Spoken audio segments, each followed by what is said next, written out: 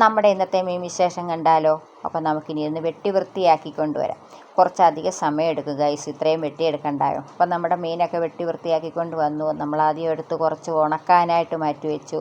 അതിലേക്ക് കുറച്ച് കല്ലുപ്പൊക്കെ ഇട്ട് കൊടുത്തു. അങ്ങനെയെല്ലാം ഒന്ന് കല്ലുപ്പൊക്കെ ഇട്ട ശേഷം നമ്മളതെല്ലാം ഒന്ന് അമക്കി വെച്ച് അടച്ചു വെച്ചു. പിന്നെ കുറച്ചെടുത്ത് വറക്കാനായിട്ട് നമ്മൾ മസാലയൊക്കെ പുരട്ടി മാറ്റി വെച്ചു. പിന്നെ കുറച്ച് നമുക്ക് കറി വെക്കണം. കറി വെക്കുക എന്ന് പറയുന്നത് നമ്മളൊരു വെറൈറ്റി രീതിയിലാണ് ഗൈസ് കറി വെക്കുന്നത്. അപ്പോൾ നമ്മൾ തേങ്ങയും കൊച്ചുള്ളിയും മുളക് പൊടിയും മഞ്ഞൾപ്പൊടിയും കൂടി ഇട്ട് ചെറുതായിട്ടൊന്ന് വറുത്തെടുക്കും. നല്ല രീതിയിൽ വറക്കരുത്, ചെറിയ രീതിയിൽ. പണ്ട് ഈ ഒരു പരുവമൊക്കെ ആകുമ്പോഴത്തേക്ക് നമുക്ക് തീ ഓഫ് ചെയ്തിട്ട് മിക്സിയുടെ ജാറിലിട്ട് ഒന്ന് അരച്ചെടുക്കണം. അരച്ച ശേഷം നമുക്കൊരു തക്കാളി, സവാള, പച്ചമുളക്, കറിവേപ്പില എല്ലാം കൂടി ഒന്ന് വഴറ്റിയെടുക്കണം.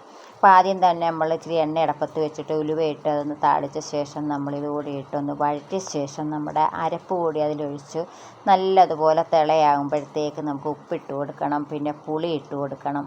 പിന്നെ നമ്മുടെ മീനും ഇട്ട് കൊടുത്തെല്ലാം ഒന്ന് സെറ്റായി വരുമ്പോഴത്തേക്ക് തണ്ട് ഈ പരുവമാവും. നല്ല പച്ച അരച്ച മീൻകറിയാണ് ഗൈസ് ഇത്. ഈ മീൻകറി വളിക്കത്തില്ല, അതിനാണ് നമ്മൾ തേങ്ങയൊന്ന് ചൂടാക്കിയെടുത്തത്.